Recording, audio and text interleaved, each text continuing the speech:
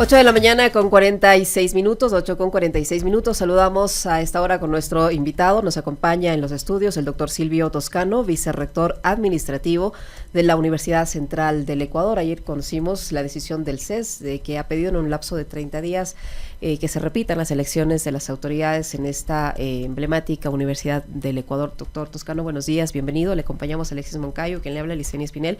¿Cómo recibieron esta decisión del CES? Ustedes ya han anunciado que van a implementar medidas legales, defienden la elección que les ha puesto a ustedes ahora mismo como autoridades, mientras que, por ejemplo, del lado de los estudiantes, el representante de la FEU esta mañana, Eric Barba, me parece, señalaba que están obligando a los estudiantes a apoyarles, que le están amenazando, en fin, que la elección fue irregular y que detrás de este asunto incluso hay una organización política antes conocida como Movimiento Popular Democrático. ¿Qué opinión tiene al respecto? Buenos días, bienvenido.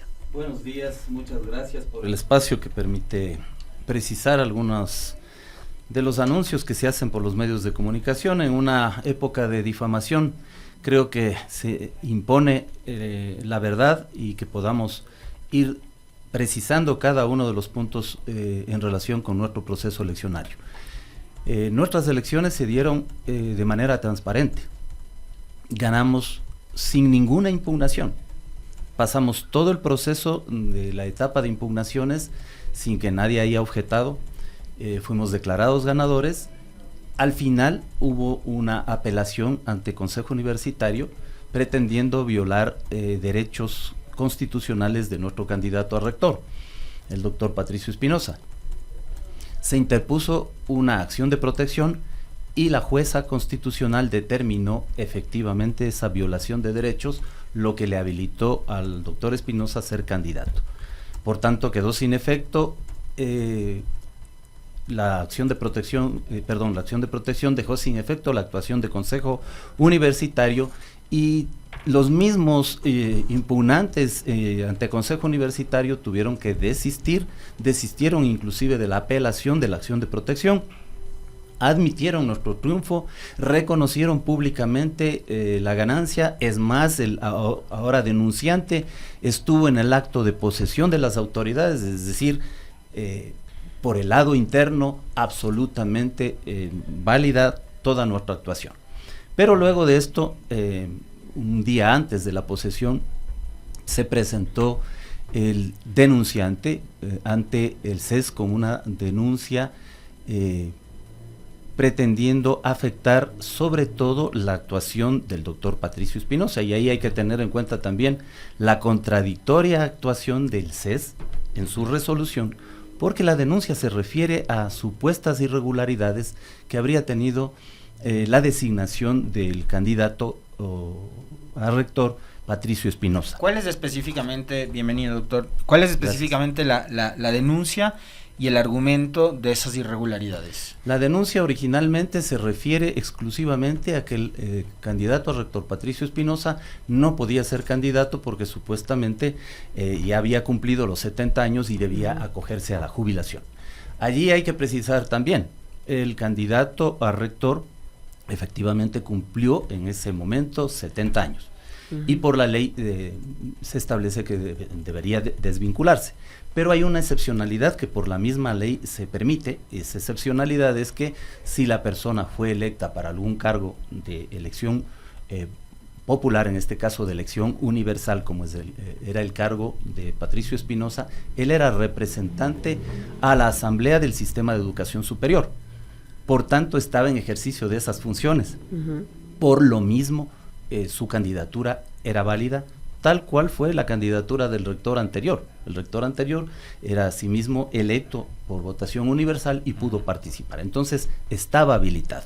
Después, claro, evidentemente, con el poder que han venido teniendo por 10 años las autoridades anteriores y el denunciante, porque el denunciante es el ex vicerrector administrativo y financiero, con ese poder pretendieron jubilarlo al candidato a rector, lo cual ya no era posible. Emitieron allí una acción de personal que lo desvinculaba, pero que no se ejecutó, no podía ejecutarse porque la jubilación significa todo un proceso que tiene que incluso ser avalado por el IES.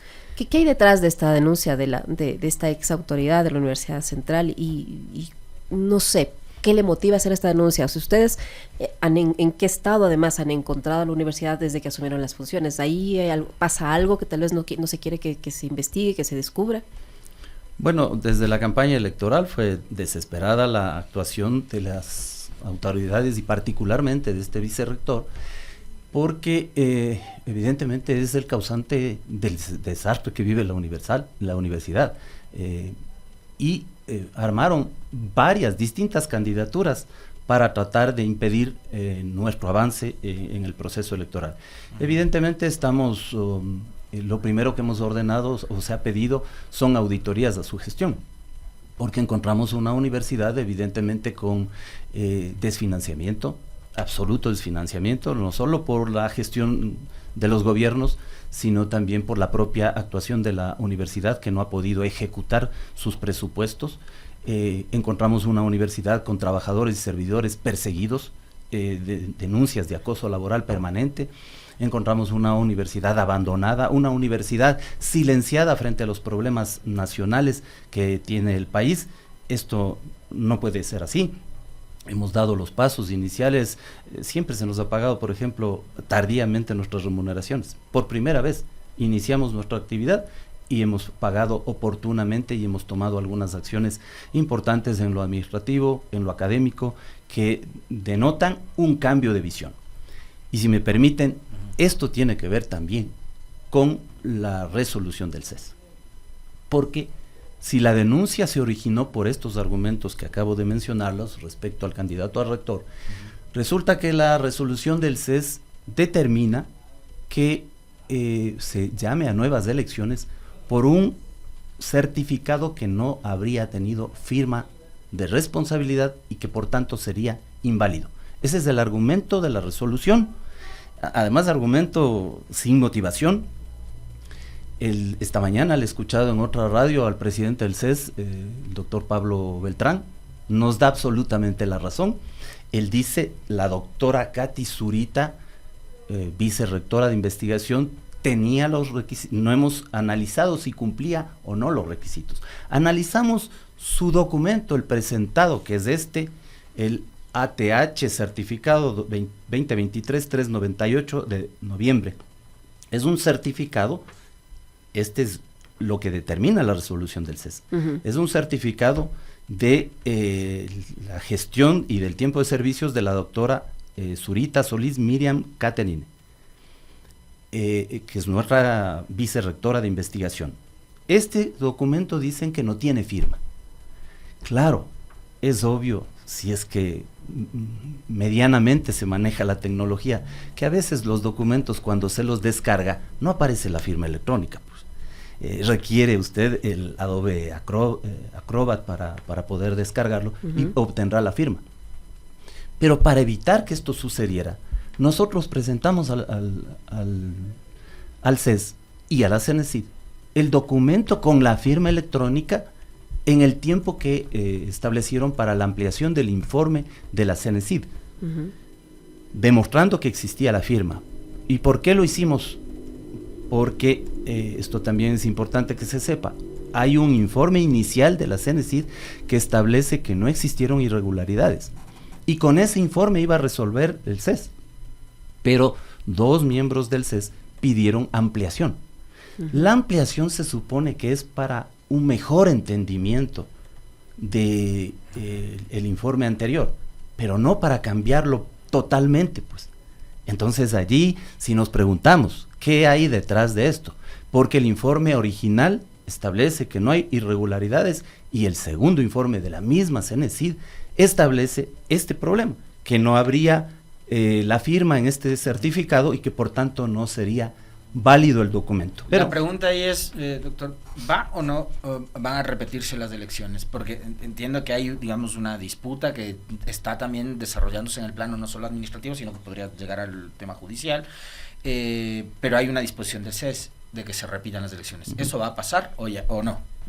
Voy a precisar, pero sí quiero señalar con absoluta firmeza el documento que me voy a permitir dejarles firmado electrónicamente, existe. Debieron comedirse en revisarlo. El CES resuelve sin argumentación, violando algunas normas constitucionales y violando también normas legales. Sin motivación resuelve convocar que la universidad convoque a nuevas elecciones. En una resolución que además, en la parte final y por la normativa interna del CES, determina que solo es impugnable por la vía judicial. También esa normativa algún momento habrá que revisarla, es inconstitucional, nos deja en indefensión. Sin embargo, evidentemente la vía judicial nos corresponde, vamos a iniciar las acciones en la vía judicial. Independientemente de esto, evidentemente sigue en marcha esto y realizaremos los procesos internos que corresponden para poder dar cumplimiento a la decisión del CES. Es decir, nosotros respetamos la normativa. ¿Van a volver a hacerse las elecciones? Salvo el hecho de que en el camino la acción de protección, que sería nuestra vía fundamental, nos dé la razón, como debería darnos la razón, y pues ahí queda sin efecto la decisión del CES. ¿Hay un plazo para que se repitan esas elecciones? El CES ha dispuesto que en un plazo no mayor a 30 días se convoque a elecciones. ¿Con las mismas listas, los mismos integrantes? ¿Cómo, no podría es un proceso nuevo. Es un proceso nuevo. Es un proceso nuevo, implicará la participación de nuevas listas.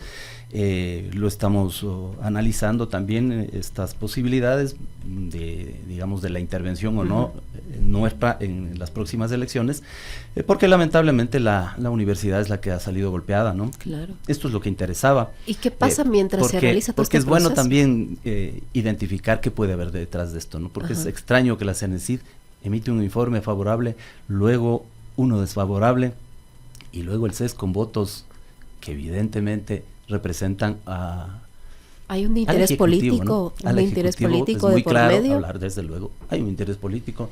Es interesante tener una universidad, para los gobiernos al menos, es interesante tener una universidad silenciada, una universidad obsecuente, una universidad que no se queje de la falta de presupuesto, de la disminución de presupuestos, que no se queje de los problemas nacionales. Nosotros queremos avanzar hacia una universidad distinta, una universidad que efectivamente vuelva a sus verdaderos tiempos, de ser una universidad que oriente a la ciudadanía, que oriente a las propias autoridades y que no se nos imponga determinadas posiciones de orden político.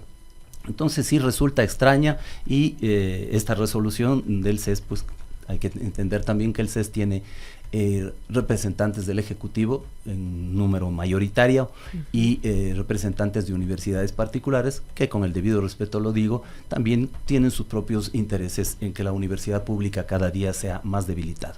Y estos pedidos de auditorías y de todo lo que ustedes han solicitado para conocer el estado real de la universidad, las deficiencias, todo lo que se ha mencionado, ¿se quedarían en nada con esa resolución? No, porque los procesos de auditoría continúan, eso no puede detenerse independientemente de quién esté al frente.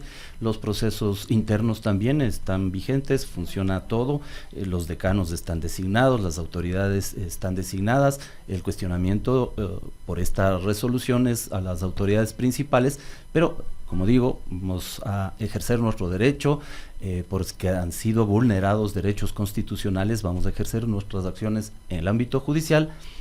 Y en el ámbito interno, el Consejo Universitario deberá tomar las decisiones, es la máxima autoridad de la universidad, deberá tomar las decisiones que correspondan para los reemplazos en el evento de que estemos abocados ya a ese momento de reemplazos. ¿Ustedes no van a volver a participar si es que tienen una decisión contraria por parte de la justicia? Si es que vamos a elecciones, nosotros mantendremos nuestro proceso unitario, lo estamos discutiendo de qué manera, pero esto también es importante señalarlo. Es inédito en la universidad que, pese a la diversidad de criterios que pueden existir, de diversas posiciones de orden político, ideológico, hayamos podido construir un proceso, un proyecto unitario, universitario, por la universidad, y esto lo vamos a mantener. Si tenemos que ir a un nuevo proceso, iremos con las mismas fuerzas unidas para derrotar a la tradición, para derrotar al retroceso en el que nos han sumido en los últimos años a la universidad. Muchísimas gracias, doctor Toscano, muy gentil.